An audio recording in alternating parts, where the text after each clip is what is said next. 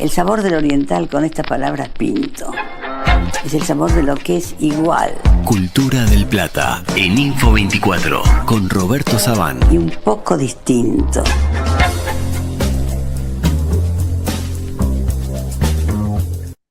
Estamos reencontrándonos con Roberto Sabán con sonido de fuelles, los fuelles del bandoneón que tantas veces pintara el propio Roberto Sabán. ¿Cómo te va, Roberto? ¿Qué tal? Buen día, Álvaro, buen día. Sí, los bandoneones han sido un modelo permanente en mi obra. A mí me fascinó el formato, me fascinaron las manos que lo tocan, la apertura y cierre fuelle, toda la decoración que llevan en los bordes. Ha sido una constante en toda mi pintura de tango que bueno, te la estoy mostrando ahí en pantalla para que Sí, veas. además a mí, alguna vez hablamos de tus cuadros justamente con respecto a esta temática que a mí me fascina, te lo he dicho muy sinceramente desde mi ignorancia, cómo has reflejado la postura, las caras, las expresiones, es algo que realmente me fascina, además del colorido que le has puesto a tus cuadros, realmente son muy disfrutables, aunque no se puede acceder a ellos hoy en día. Va, se puede visitar alguna obra. Mirá, sí, la mayoría de estos cuadros que estamos viendo están vendidos,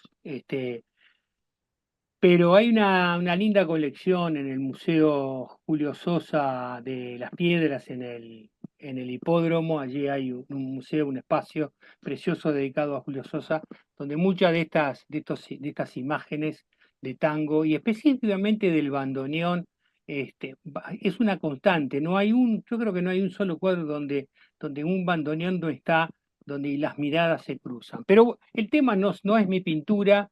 El tema del bandoneón viene a propósito de un trabajo que vinieron realizando en la Comisión de Patrimonio Cultural de la Nación, bajo la dirección de William Ray Ashfield.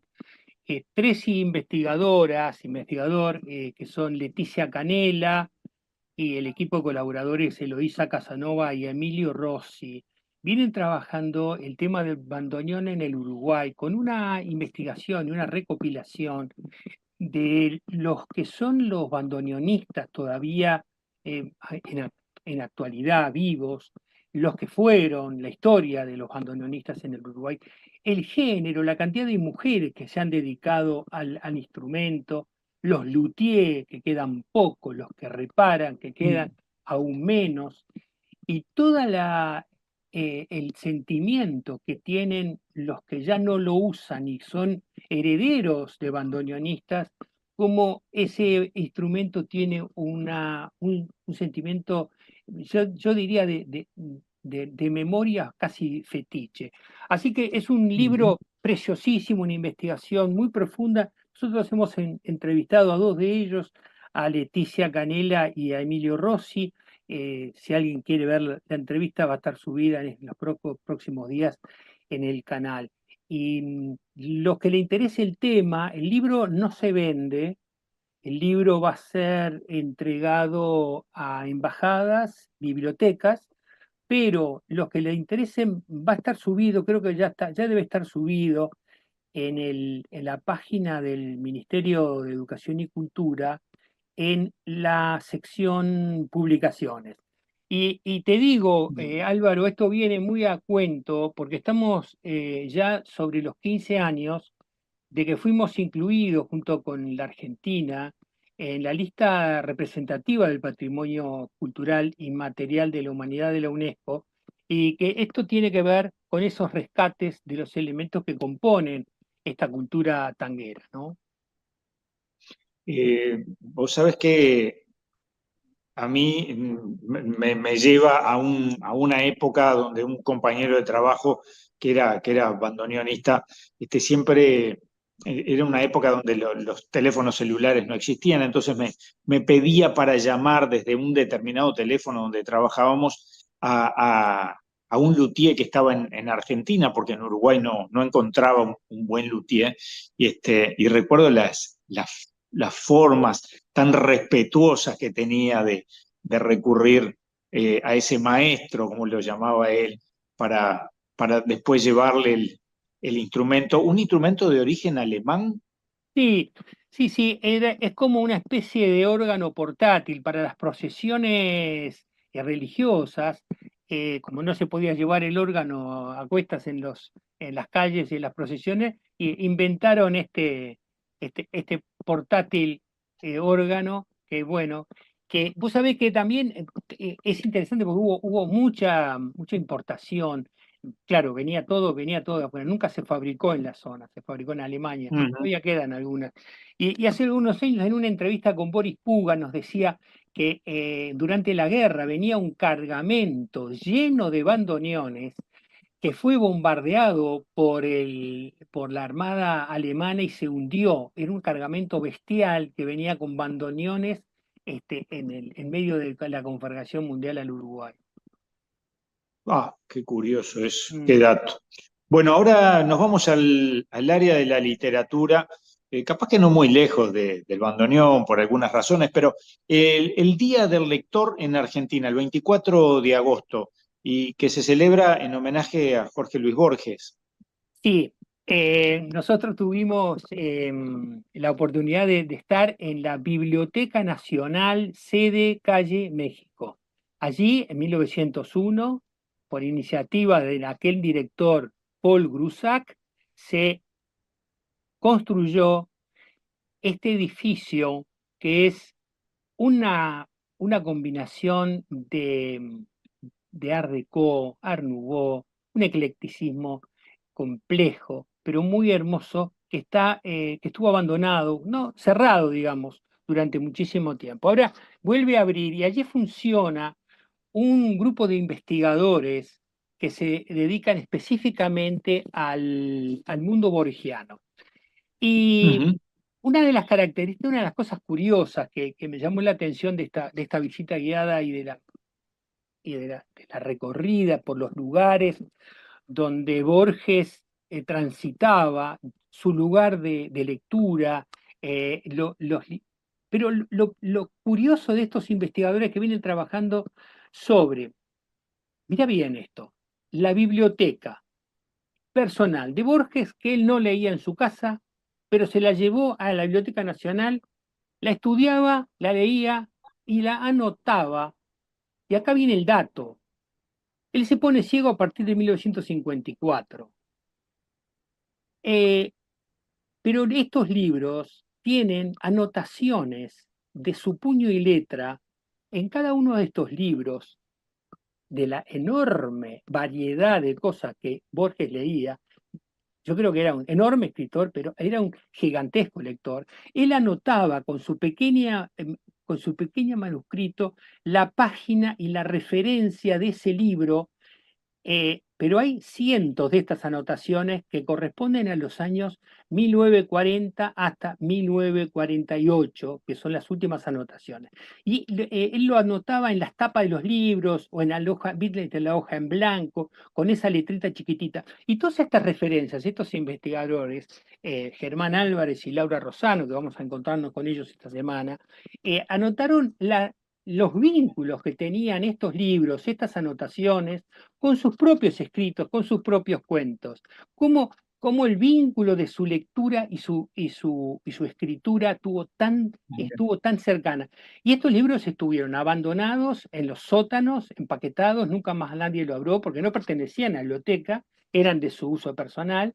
Y lo curioso, Álvaro, que algunos de los libros que él tenía mucha bronca, y bueno, los tiraba, ¿qué hacía? Los escondía en el medio de otros libros. Él decía que la mejor forma de desaparecer a alguien es ponerlo entre sus iguales.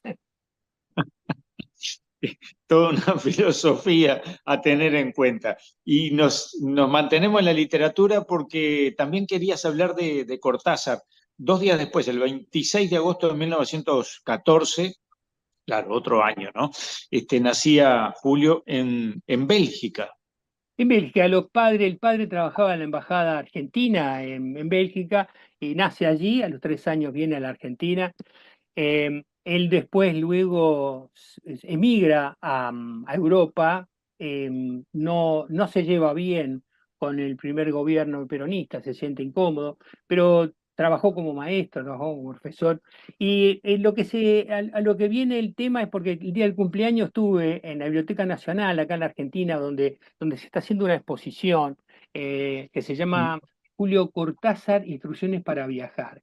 Son dos curadoras que estuvimos con ellas, Sorana Schwartzman y Eugenia Santana, que dirigen que armaron esta exposición, un recorrido un poco para niños, ¿no? Pero hay cosas lindas para ver, porque están todos los manuscritos, está todo lo que el tesoro de la biblioteca tiene de los manuscritos de Cortázar. Y ahí hay, por ejemplo, hojas donde está el momento en que él decide cambiarle el nombre a Rayuela. Decide, Rayuela.